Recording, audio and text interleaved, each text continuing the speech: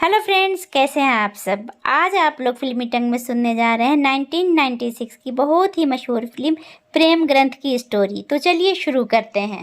Film की शुरुआत होती है मंदिर की घंटियों और शंख की ध्वनि से। सुबह का समय है, लोग पूजा करने मंदिर जाते हैं। कैमरा धीरे धीरे मंदिर के गिरह की तरफ जाता है, जहां मुख्य पुजारी महन जी बैठकर पूजा अर्चना कर रहे हैं। उनके पास उनका बेटा सोमन यानी कि ऋषि कपूर भी, जो भले ही मंदिर का वारिस माना जाता है, लेकिन उसका मन इन अंधविश्वासों और ऊंच नीच की परंपराओं से सहमत नहीं है। सोमन पढ़ा लिखा है, उसे कानून की पढ़ाई की है, समाज में बराबरी और न्याय की बातें करता है। जब गांव में ऊंच नीच या जाति के नाम पर भेदभाव होता है तो वो उसका विरोध करता है। यही कारण है कि कई लोग उससे इतना खुश भी हैं। गांव में दशहरा का बड़ा मेला लगा है, चारों ओर रौनक है, नाच गाना होते हैं, मेले की दुकानें लगती हैं, रावण दहन की तैयारी चल रही है। यहीं पर पहली बार नजर आती है कजरी यानी कि माधुरी दीक्षित। वो एक साधारण परिवार की लड़की है जिसका घर बहुत गरीब है और इसकी जाति भी नीची मानी जाती है, लेकिन उसकी सुंदरता, मासूमियत और आंखों की चमक किसी को भी आकर्षित कर लेती है। मेले में भीड़ के बीच सोमन और कजरी की नजरें टकराती है।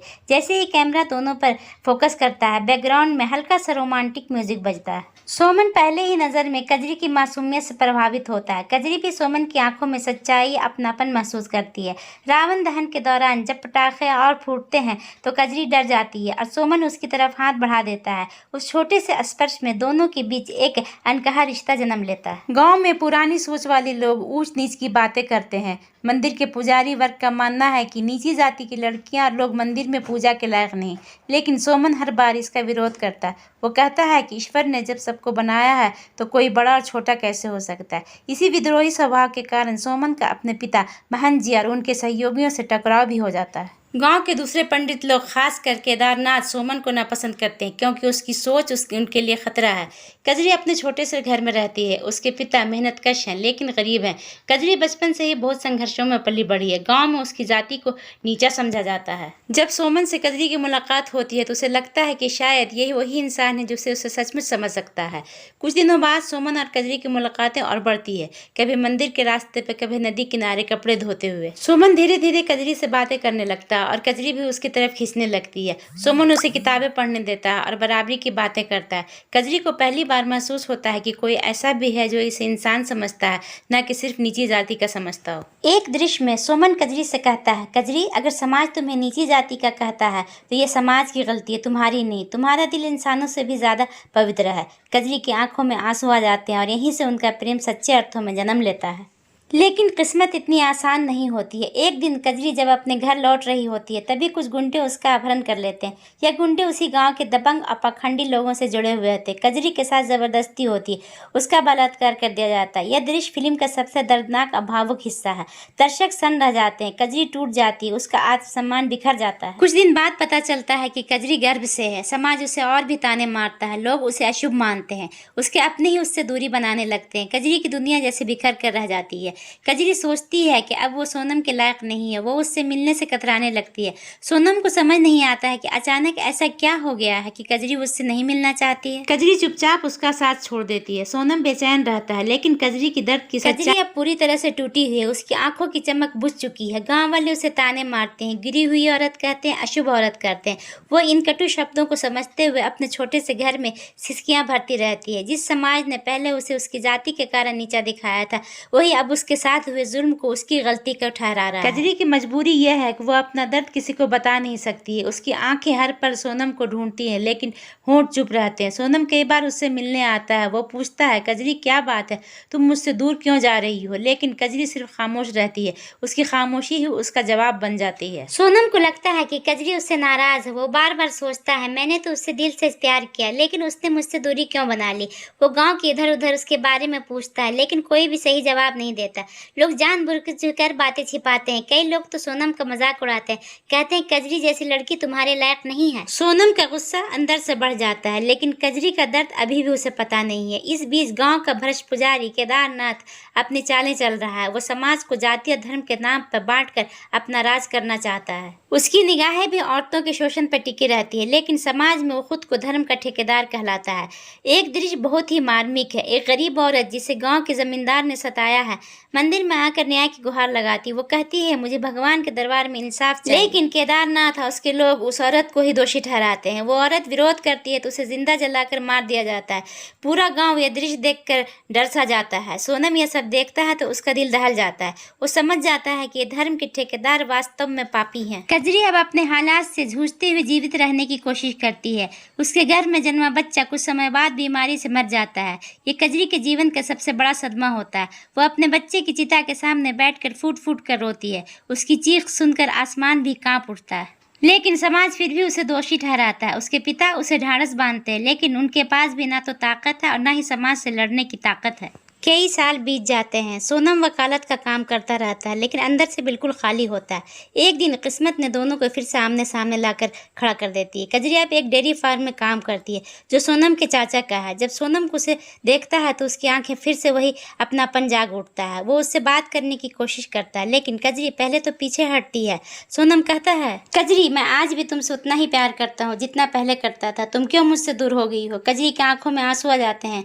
वो चाहकर भी अपना सच कह नहीं पाती है, लेकिन पहली बार उसके चेहरे पर दर्द साफ झलकने लगता है। कजरी अपना दर्द सोनम को लिखकर बताने का फैसला करती है। वो एक चिट्ठी लिखती है जिसमें उसने अपना सब कुछ बता रखा है, समाज के अत्याचार, उसके साथ क्या हुआ, सारी कुछ सच्ची बातें, और अपना दर्द उसमें लिखती है। उस चिट्ठी को वो लिखती है, सोनम, मैंने तुम्हें दिल से चाहा था, लेकिन अब मेरी जिंदगी उजड़ गई है। मैं तुम्हारे सामने जैसे आती हूँ, मैं अब भी तुम्हें चाहती हूँ, लेकिन अब मैं तुम्हारे लायक नहीं हूँ। कजरी ये चिट्ठी सोनम को भेज देती है, लेकिन किस्मत यहाँ भी उसका साथ नहीं देती। सोनम चिट्ठी पढ़े बिना ही उसे कहीं रख देता है। कजरी सोचती है कि उसने अब सब सच बता दिया है, लेकिन सोनम की खामोशी देखकर वो और टूट जाती है। उसे लगता है कि शायद सोनम ने भी उसे ठुकरा दिया। सोनम को जब कजरी बार बार दूरी बनाते हुए दिखती है तो उसका गुस्सा बढ़ जाता है। वो सोचता है कि शायद कजरी उससे प्यार नहीं करती। वो कई बार उससे बहस करता है, तुम मुझे धोखा क्यों दे रही हो कजरी? मैंने तो तुम्हें अपना सब कुछ माना है। कजरी उसकी बात सुनकर सिर्फ रो पड़ती है। वो अपने आंसुओं में सब कुछ कह देती है। सोनम के मन में अब भी सवाल है, लेकिन उसे जवाब कुछ नहीं मिलता। कहानी अब एक ऐसे मोड़ पर आकर ठहरती है जहाँ दर्शक बेचैन हो जाते हैं। कजरी का दर्द, सोमन का भ्रम और समाज का अत्याचार। कजरी की जिंदगी अब सिर्फ संघर्ष का दूसरा नाम रह गई है। दिन रात वो काम करती है, लेकिन उसके चेहरे पर कभी मुस्कान नहीं आती।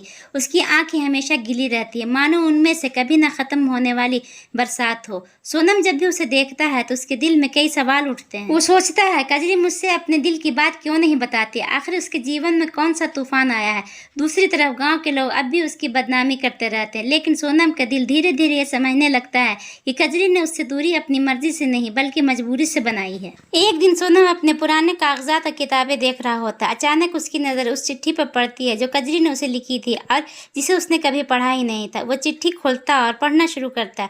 जैसे जैसे वो पन्ने पर लिखे शब्दों को पढ़ता है, उसकी आंखों में आंसू भर आते हैं। सोनम, मेरी जिंदगी के सबसे बड़े अपराध की गवाह वही रात है जब मुझे उठा लिया गया और मेरे साथ जबरदस्ती हुई। मेरा दोष सिर्फ इतना था कि मैं औरत थी और गरीब जाति से थी। उस पाप का दंड मुझे और मेरे बच्चे को भुगतना पड़ा। मैंने तुम्हें इसलिए छोड़ा क्योंकि मैं नहीं चाहती थी कि तुम्हारा नाम मेरी बदनामी के साथ लिखा जाए। सोनम के हाथ कांप उठते हैं और वो समझ जाता है कि कजरी की चुप्पी, उसके आंसू और उसकी दूरी सब अब साफ हो जाता है। सोनम उस चिट्ठी को सीने से लगा लेता है। वो चीख चिल्लाकर कहता है, मैंने कजरी पर शक क्यों किया? मैंने उसकी खामोशी को क्यों नहीं समझी? धीरे धीरे सच सामने आ जाता है कि कजरी पर अत्याचार करने वाला कोई आम गुंडा नहीं बल्कि गांव का दबंग और प्रभावशाली आदमी रूप सहाय था। वो वही व्यक्ति था जो समाज में ऊंचा दर्जा रखता था और जिसे लोग इज्जत से देखते थे। सोनम की यह सच जानकर गुस्सा आ जाता है। वो देखता है कि रूप सहाय और उसके साथी अब भी गरीबों और औरतों को शोषण करते हैं। उसके पीछे खड़ा है वही भ्रष्ट पुजारी केदारनाथ जो धर्म के नाम पर अपराधों को छिपाता है। सोनम अब अकेला नहीं बैठता। वो गांव के लोगों को इकट्ठा करता है और उन्हें बताता है कि कैसे धर्म और सत्ता के नाम पर उनका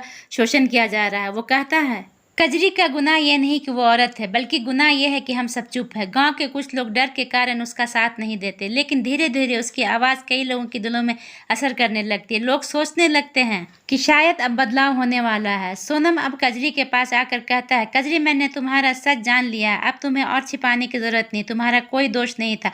दोषी तो वो लोग हैं जिन्होंने तुम्हारे सताया और मैं तुम्हारे साथ हूँ। कजरी पहले तो रो पड़ती है। वो कहती है, सोनम, अब इन सब का क्या फायदा? मेरी जिंदगी तो उजड़ चुकी है। लेकिन सोनम उसके आंसू पोंछते हुए कहता है, तुम्हारी जिंदगी अब मेरी जिंदगी है और हम मिलकर उस समाज को जवाब देंगे जिसने तुम्हें रौंदा है। कजरी की आंखों में पहली बार उम्मीद की किरण जाती है। वो समझ जाती है कि अब वो अकेली नहीं है। कहानी अब चरम पर पहुंच जाती है। दशहरे का पर्व फिर से मनाया जा रहा है। रावण दहन की तैयारी है, लेकिन इस बार सिर्फ पुतला नहीं बल्कि असली राक्षसों को जलाना है। कजरी, सोनम और उसके पिता मिलकर एक योजना बनाते हैं। पूरा गांव मेले में जमा हो जाता है। सोनम सबके सामने रूप सहाय केदारनाथ के पापों का पर्दाफाश करता है। लोग पहले हैरान होते हैं, लेकिन जब कजरी अपने दर्द की गवाही देती है तो पूरा मैदान गुस्से से भर जाता है। भीड़ रूप सहाय और केदारनाथ पर टूट पड़ती है। अंत में दोनों उसी रावण की आग में झोंक दिया जाता है। भीड़ सत्य की जय हो, अन्याय का नाश हो के नारे से गूंज उठती है। अब सिर्फ प्रेम और न्याय की रोशनी बचती है। सोनम और कजरी एक दूसरे का हाथ पकड़ कर कहते हैं। मंदिर की घंटियां फिर बजती है, लेकिन इस बार वे आवाजों के किसी ढोंग या पाखंड की नहीं बल्कि सच्चे प्रेम और इंसाफ की गवाही देती है। दोनों की शादी होती है। गाँव के लोग अब उनके साथ होते हैं और यही शादी एक नए समाज का प्रतीक बन जाती है, जहाँ जाति, ऊंच नीच और औरत मर्द का भेदभाव नहीं बल्कि समानता प्रेम होता है। दोस्तों, अगर आप लोगों को वीडियो पसंद आया तो लाइक और सब्सक्राइब कीजिए, अपने दोस्तों में शेयर कीजिए। Thank you for watching.